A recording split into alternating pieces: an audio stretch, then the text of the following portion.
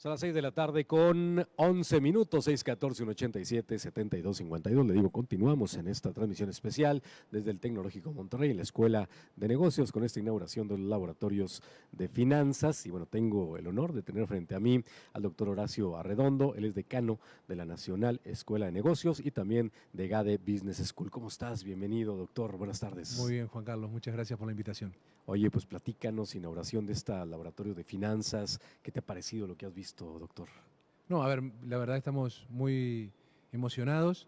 Hoy estamos inaugurando 3 laboratorios, no solo el de finanzas, también estamos inaugurando un Decision Lab, un laboratorio de toma de decisiones, Claro. y un laboratorio de negocios internacionales que permite hacer simulaciones y hacer un montón de cosas con la realidad virtual e inteligencia artificial. Así que la verdad que estamos muy contentos de dotar a nuestro campus y a Chihuahua de tecnología de punta para enseñar negocios. Oye, decano de la GADE Business School, que es una escuela de negocios muy importante a nivel nacional, de las más importantes a nivel nacional. ¿Qué relación tiene con el TEC de Monterrey esta escuela? Platícame. GADE Business School es la escuela de graduados en negocios del Tecnológico Monterrey. Así de fácil. Así es. Básicamente en EGADE lo que enseñamos es negocios a nivel de maestría, doctorados y bueno, educación ejecutiva. Y la verdad que yo siempre digo que es de la misma forma que tener al Tecnológico de Monterrey en México es un privilegio. Claro. Tener a EGADE Business School en México también es un privilegio. Probablemente la escuela de negocios de graduados más importante de América Latina y realmente una referente a nivel global. ¿Qué habilidades debe tener un profesional de las finanzas y la economía, a tu parecer, tanto técnicas como el tema de las habilidades blandas, doctor? Súper. A ver, hoy estamos discutiendo mucho más cuáles son esas habilidades blandas que son las técnicas, ¿no? A nivel técnico, hoy lo que necesitamos es realmente entender cómo operan nuestros negocios, de qué forma el modelo de negocios funciona para poder ponerlo al día con la cadencia que tiene la innovación y la disrupción tecnológica. Entonces, si yo no entiendo muy bien cómo funciona mi negocio, difícilmente voy a poder asimilar en el modelo de negocios la tecnología. Y finalmente lo que va a estar pasando es que voy a estar invirtiendo en inteligencia artificial, en transformación digital, y mi modelo de negocio va a estar 10 estrategias atrás tratando de alcanzarlo. Ahora, eso no es suficiente, porque de la misma forma que el modelo de negocios en general está, o el modelo operativo está 10 estrategias para atrás, muchas veces también el talento se queda atrás de lo que es la adopción tecnológica y lo que significa hoy dirigir empresas en un contexto de disrupción y cambio como el que estamos viviendo. Ahora, doctor, eso es importante. Cómo todos los modelos de negocios anteriores se quedan luego obsoletos o atrás debido a la incertidumbre de las políticas públicas que vienen del exterior y que están manejando a nivel internacional, y tienes que revolucionar o evolucionar las reglas del juego para adaptarte al nuevo contexto en el que estás viviendo, y toda aquella teoría que tenías, modificarla o adaptarla para que hoy juegue un papel fundamental, que eso es una habilidad que seguramente debe tener, digo, cualquier profesión, pero en este caso finanzas y economía me parece que son... No, a ver, hoy entender el contexto geopolítico se vuelve más importante que nunca. Sí. Antes vivíamos en un mundo donde todos pensábamos lo mismo, ¿no? Que el libre mercado, que la democracia liberal, que ¿no? El modelo capitalista tradicional era la solución al progreso. Hoy ese modelo está en discusión fuertemente y eso hace que tengamos que entender muy bien cómo está evolucionando la geopolítica.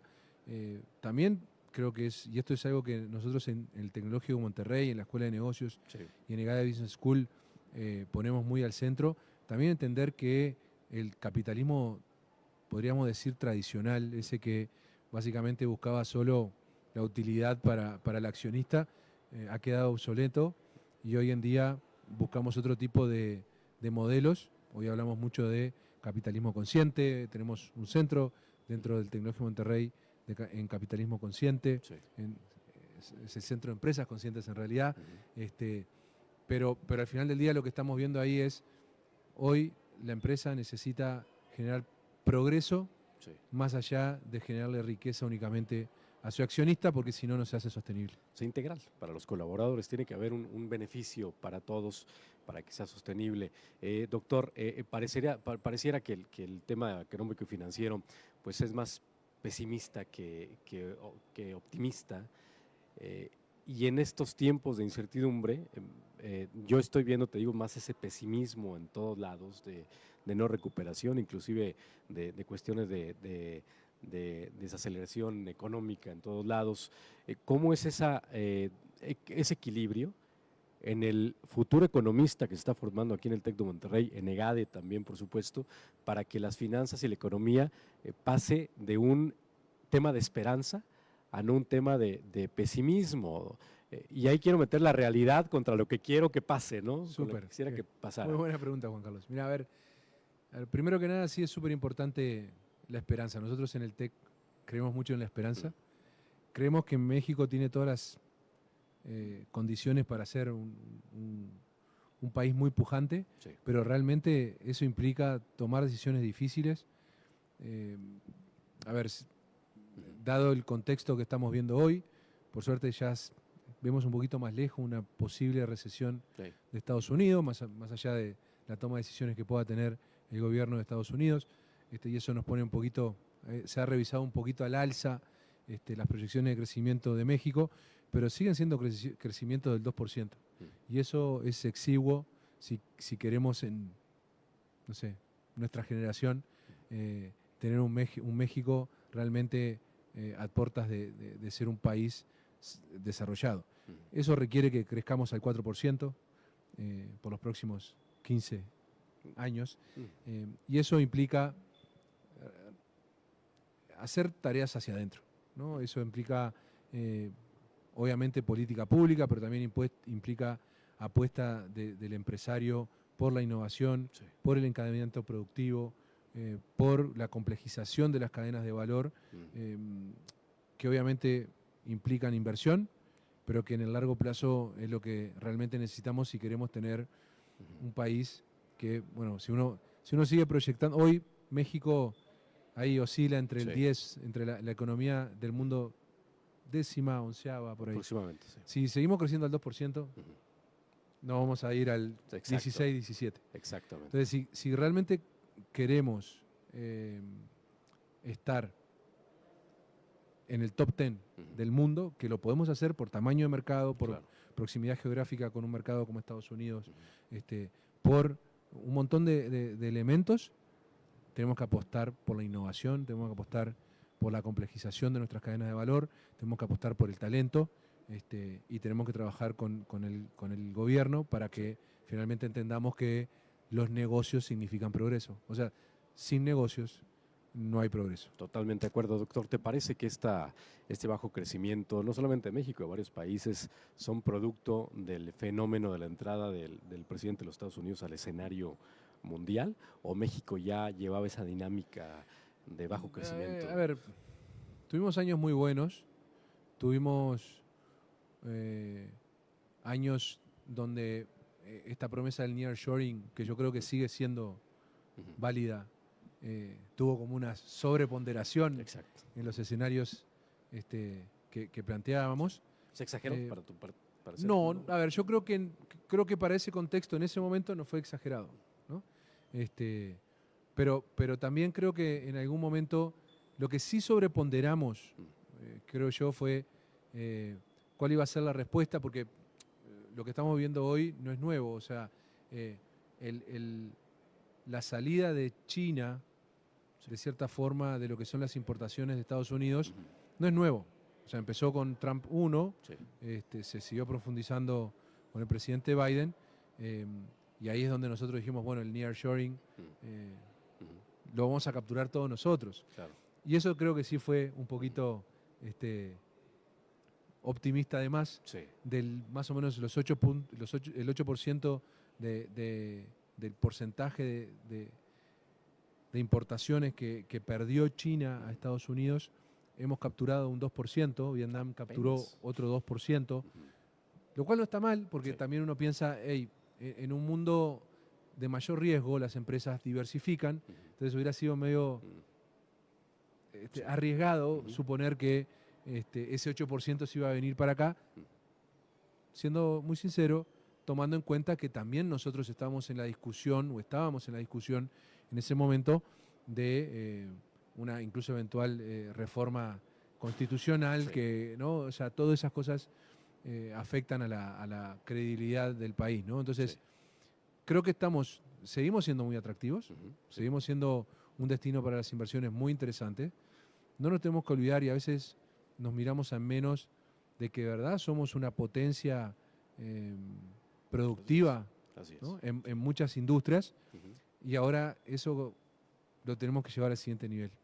Oye, doctor, aquí en Chihuahua Capital y en general en el estado de Chihuahua se está apostando a bajarle al tema del modelo maquilador y traer el tema de la industria especializada de la mentefactura. La especialización, por así decirlo, para traer diversas inversiones en el sector aeroespacial y automotriz, básicamente, y los semiconductores, que bueno, es un tema también muy importante que está rozando México con Estados Unidos. ¿Es una estrategia que te parece a ti viable? A ver, Masivamente pareciera que no, porque se pueden perder muchos empleos en la no especialización, pero claro, pero al final del día yo creo que es el tipo de estrategias que tenemos que abordar. O sea, si realmente nos queremos pegar ese salto, tenemos que ser un poquito más arriesgados, arriesgados. ¿no? Y, a ver, hoy tuvimos un encuentro empresarial muy interesante Ujú. en la mañana con un profesor de GADE Business School y con, bueno, varios representantes de cámaras y empresarios. Y teníamos esta discusión y hacíamos un poquito, nuestro profesor Jorge Velarde Ujú. nos invitaba a reflexionar y a comparar el modelo Corea versus México, ¿no? Hace 15 años estábamos cabeza a cabeza y hoy No, nos bueno, sacaron Corea, claro. varios cuerpos de Sí, ventaja. exacto. Y eso al final del día tiene que ver con apostar realmente por la especialización, por el talento, por la inversión.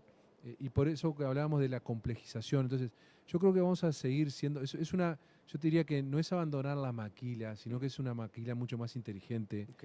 Eh, es realmente poder producir mucho más aquí. Y eso nos pone un desafío, Juan Carlos, que es muy interesante, que tiene que ver con qué vamos a hacer para que las pymes se puedan subir a esa ola. O sea, si nosotros no tenemos un clúster, ¿qué es un clúster? Es un contexto donde tenés algunas empresas Claro. tractoras, Aquí hay varias, ¿eh? Hay varios que hay clústeres, varias, ¿sí? Pero después tenés una proveeduría mucho más sofisticada que básicamente la hacen empresas medianas. Sí. Y ahí es donde tenemos que también un poco apuntar a la política pública e incluso a la inversión de, de las empresas grandes, ¿no? O sea, si es Sí. que realmente nos queremos pegar ese salto. ¿Te parece bien el Plan México para empezar con este A ver, de la proveeduría nacional? sí, creo que es, a ver, sí creo que es necesario tener Ujú. una mirada, o sea, muy crítica a lo que significa producir en un país como México, Sí. ¿no? Yo sí soy pero gran creyente de la competencia, ¿no? Entonces, Ah, sí tenemos que apostar por la manufactura nacional y por la industria nacional, pero sin dejar que compita a nivel internacional. O sea, cuando que esto ya lo hicimos en el pasado en América Latina. O sea, tuvimos lo que se llamó la sustitución de importaciones en muchos de nuestros países. Yo vengo de Uruguay, es un paísito chiquito, 3,5 millones de habitantes. Sacamos buenos futbolistas, pero en aquella época se nos ocurrió que podíamos hacer autos, que podíamos hacer televisores. sí, Para 3,5 millones de habitantes no era posible, ¿no? exacto, un mercado. Entonces, de vuelta, nosotros tenemos que apostar por más y mejor competencia Ujú. y por abrir esa competencia al mercado internacional. Si el Plan México Ujú. apuesta a eso, Sí. está genial. Doctor, ¿cómo se ve Chihuahua desde afuera? A ver, se ve muy bien. Más allá que hemos tenido algunos añitos Ajá. más complejos, Sí. se ve como una ciudad y como un estado modelo en cuanto a lo que es, a ver, tenemos un PIB per cápita en Chihuahua superior al promedio de México, se están haciendo las cosas bien, vemos un desarrollo robusto, sí hay que hacer las inversiones para enfrentar ese nearshoring que pensamos que en los próximos años va a estar llegando. Doctor Horacio Arredondo, decano nacional de la Escuela de Negocios y de GADE Business School, te agradezco mucho tu presencia y sobre todo que engalanes este evento de la inauguración de estos laboratorios en el TEC de Monterrey, Campus Chihuahua. Y bueno, que es la primera vez en Chihuahua, ¿ya habías venido? Sí, tengo que confesar que era mi primera vez. Hace muy poquito que estoy en México, así que sí, es mi primera vez, pero me quedé enamorado de la ciudad y vamos a volver. Bienvenido. Aquí muchas gracias, Juan Carlos. Doctor, te agradezco mucho. Muchas gracias. Felicidades por todo lo que están haciendo allá en la GADE, que bueno, es reconocida a nivel internacional, no solamente en nuestro país. Oye, pues ya nos vamos, 6 de la tarde con 27 minutos. Despedimos redes sociales, despedimos tanto Facebook como YouTube y vamos a Música en la Historia.